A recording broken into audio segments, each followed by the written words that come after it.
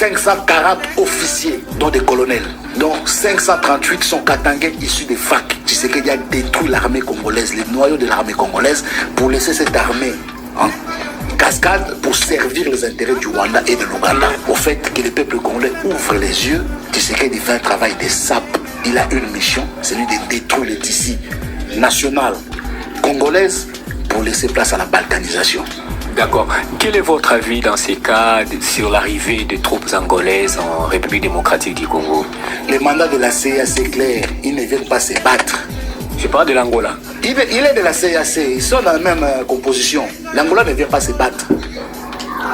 Ils viennent faire tampon comme l'Ouganda, comme le Rwanda, comme le Burundi, comme le Kenya, comme la Tanzanie. Le président kenyan et le président tanzanien a été clair sur ces sujets.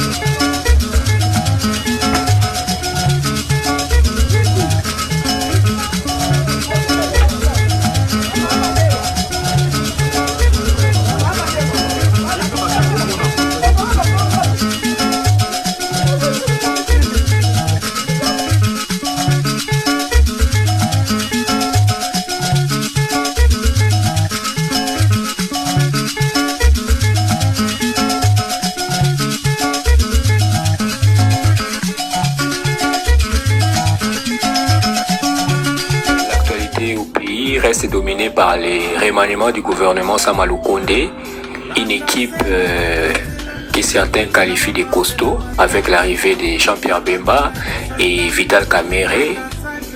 Quel est votre avis? Monsieur Tshisekedi n'a plus rien à proposer.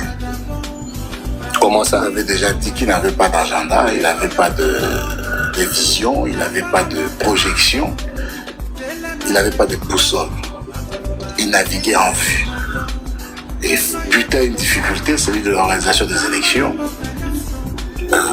Il fait appel à ses coachs, aux gens qui l'ont encadré jusqu'alors, à détruire ce qui était resté encore de la République, de l'État de droit.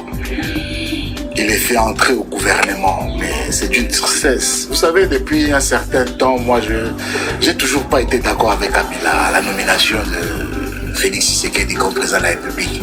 Mais plus les jours passent, plus je commence à comprendre l'intelligence de Kabila. En fait, en nommant Tshisekedi comme président de la République, Kabila a voulu mettre le peuple congolais devant un miroir.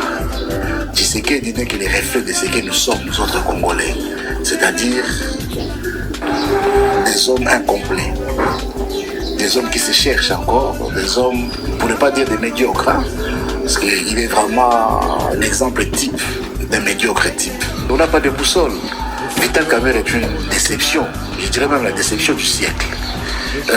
Il est toujours au rendez-vous manqué, l'homme des rendez-vous manqués. Il a manqué les rendez-vous depuis qu'on le connaît. Vous savez, le peuple a mis tellement d'espoir sur Vital Kamerhe parce qu'il a un côté humain, un côté social. Mais politiquement, on comprend que l'homme fait toujours de mauvais choix au mauvais moment. C'est-à-dire qu'il peut bien jouer toute la partie, arriver à la fin, il gâche les tout. Là, Vital Kamerhe en entrant au gouvernement, il vient de tout gâcher. Quant à Jean-Pierre Bemba, c'est pas une surprise, c'est un médiocre. Avec Tshisekedi, des médiocres, il peut faire une bonne équipe. Jean-Pierre Bemba est le fruit d'un hasard, d'un accident. Parce que Museveni voulait un homme dans la maison de Mobutu. Mais les fils Mobutu n'avaient pas de compétences à pouvoir diriger une équipe. Et puis c'est tombé sur lui qui était un proche de Mobutu. Voilà, on lui a mis une arme entre les mains et puis il n'a jamais su faire avec, si ce n'est que d'être très cruel vis-à-vis du peuple congolais. Avec cette entrée de gouvernement, moi qui ai de la Chopo, je l'ai toujours dit, hein, le mal que la confrontation Rwanda-Ouganda ont fait en RDC, ça s'est passé à Kisangani. et d'où je suis originaire, parce que je suis d'Issangui. Kisangani se trouve effectivement dans le secteur d'Issangui. Aujourd'hui, Jean-Pierre Bemba va rentrer triomphalement à Kisangani. Kisangani qui n'a pas de courant, Kisangani qui n'a plus d'économie, Kisangani où l'argent ne circule plus, la pauvreté s'est installée à cause de cette affrontation du MLC et du RCD. Aujourd'hui, Tshisekedi montre ses vraies alliances en réalité. Ces gouvernements montrent les vraies alliances de Tshisekedi, qu'il a toujours été avec le Rwanda contre l'État congolais. Dans quelle mesure? Mais prends tous les gens qui sont entrés au gouvernement. Comme qui? Comme Jean-Pierre Bemba. Jean-Pierre Bemba est un... Comment je peux dire encore? Il était le patron du MLC. Et MLC qui était le bras armé de l'Ouganda. Aujourd'hui, vous savez que l'Ouganda est présent, l'armée ougandaise est présente sur le sol congolais, toujours au même endroit qu'ils étaient à l'époque encore de la guerre. Et vous rappelez qui à la défense? Jean-Pierre Bemba. Pour faire quoi comme travail? Pour venir finir le travail qu'il n'avait pas commencé avec le MLC.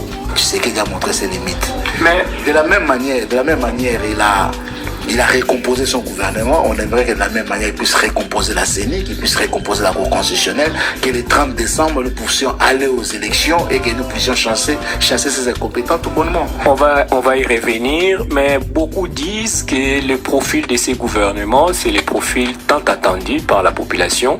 Quand vous voyez Kamere, c'est un spécialiste de l'économie, il maîtrise ce secteur. Quand vous voyez Bemba, il a même déjà commandé, bien qu'il y ait une rébellion, mais c'était des militaires. Quand vous voyez Antipas Mbusa Nyamwisi à l'intégration régionale, c'est les hommes qu'il faut, à la place qu'il faut. Qu'est-ce qui vous amène à douter des compétences ou bien des profils de ces individus? Qui est le patron des ADF? Nalo. Je ne sais pas. Mais c'est Mbusa Nyamwisi. Vous avez des preuves? Mais il est à la recherche à la CPI. Il y a un mandat d'arrêt contre lui et vous le mettez aux affaires étrangères. Il y a des coïncidences avec la CPI. Intégration régionale. Ben, intégration régionale et affaires étrangères, c'est exactement la même chose. Surtout que les enjeux RDC se trouvent dans la région. Vous mettez les patrons des ADF avec l'armée ougandaise qui est présente. Vous mettez les patrons des ADF comme patrons des relations régionales. C'est pour quel objectif? J'ai toujours dit que l'M23, version 2023 ici, c'est une création de Félix Antoine Tshisekedi Tshilombo. C'est lui qui a créé avec l'opération Task Force. C'est piloté depuis la présidence, depuis la maison militaire. Les combattants qui commandent là, ils viennent directement de l'UDPS. Il s'est servi de Kagame pour mettre en place un mécanisme qui aujourd'hui lui échappe. N'ayant pas l'expérience militaire, n'ayant pas l'expérience de gestion, la situation commence à l'échapper. Et pour résoudre cette situation, il fait venir Mbusa Nyamwisi, il fait venir Jean-Pierre Bemba, alors que nous avons l'armée rwandaise et l'armée ougandaise sur le sol congolais, et il paye de l'argent à Nicolas Sarkozy, le destructeur de la Libye. C'est lui qui a installé, parce que vous savez qu'avec la destruction de la Libye, avec le terrorisme dans le Sahel, on a rétabli l'esclavage en Libye. On commence à vendre nos frères noirs comme ça, comme des bêtes et des animaux. Et ce racisme se propage sur tout le monde méditerranéen. À cause de qui? De Nicolas Sarkozy. C'est lui qui a dit que le Congo était trop grand pour être dirigé depuis Kinshasa. C'est celui-là qu'on va payer de l'argent du contribuable congolais pour aller faire du lobbying vis-à-vis du Rwanda. Vous êtes sérieux? Mais qui vous a dit ça? Parce qu'on a appris officiellement que Nicolas Sarkozy était en visite privée en RDC. Mais il peut qu'être en visite privée. Nicolas Sarkozy n'est rien d'autre qu'ancien président français. Il n'est qu'en visite privée. Qui ne le sait pas que les anciens présidents occidentaux monnaient leur service? Après leur présidence, ils se mettent en privé. Ils monnaient leur service. Même pour venir dans une conférence, on leur paye. L'intelligence Afrique nous a annoncé cela bien avant qu'il arrive. Jeune Afrique a annoncé cela plusieurs jours avant qu'ils arrivent. Et on a vu à l'aéroport qui est venu accueillir Nicolas Sarkozy. N'est-ce pas Didier Boudimbo? Quelqu'un que vous dites est venu en visite privée, vous l'accueillez au salon officiel du président de la République. C'est quoi ces missions privées? Qu'ils nous le disent, c'est quoi la fameuse mission privée? C'est vrai, mon maître a pensé, Joseph Kabila dit toujours, quand on parle, on doit avoir des mots qui sont plus forts que le silence. Okay? Tshisekedi a parlé, a dépassé son langage, à dire qu'il va remplacer le gouvernement qui est au Rwanda. C'est ce que Tshisekedi a dit. Ils n'ont pas mesuré la dangerosité de ces déclarations. Pendant ce temps-là, on nomme Mbusa Nyamwisi à la coopération régionale. Pendant ce temps-là, on nomme Jean-Pierre Bemba à l'armée. C'est quoi le message qu'on envoie à la région? Celui de la guerre. Malheureusement, ces gens-là étaient belligérants contre l'État congolais. Vous allez voir que dans la politique de M. Tshisekedi, il y a 5 généraux qui sont arrêtés aujourd'hui. Pendant la période centrale de Makala, il y a 5 généraux. Donc 4 sont katangais, Et ils sont issus des FAC, les forces armées de la République, les forces armées congolaises. Les noyaux de l'armée, ils parlent de la trahison. Tshisekedi a arrêté 140 officiers, dont des colonels.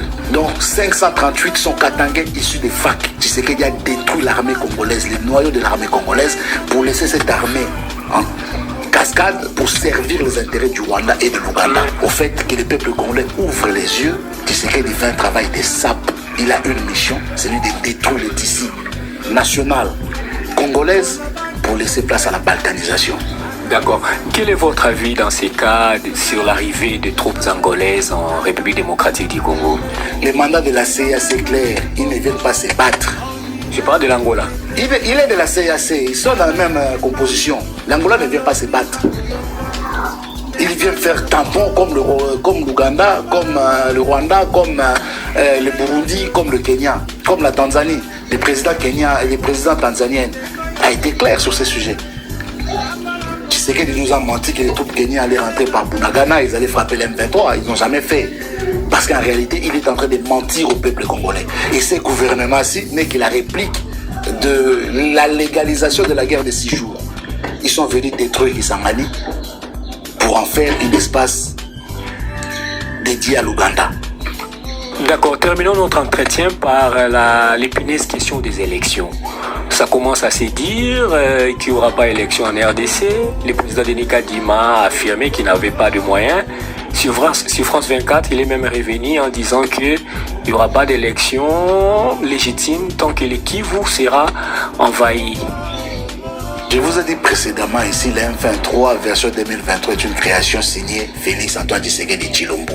L'objectif est de ne pas organiser des élections pour faire un glissement en règle. Tshisekedi n'a d'autres issues que d'être jugé pour haute trahison. Il a créé une rébellion pour ne pas organiser des élections. Le M23, c'est une création de Tshisekedi? C'est une création de Tshisekedi. Le M23 était vaincu militairement dans ces pays, chassé pendant plus de 10 ans. Depuis 2013, le M23 n'existait plus. Willy Ngoma nous a dit que le M23, ils ont séjourné pendant plus d'une année à Kinshasa.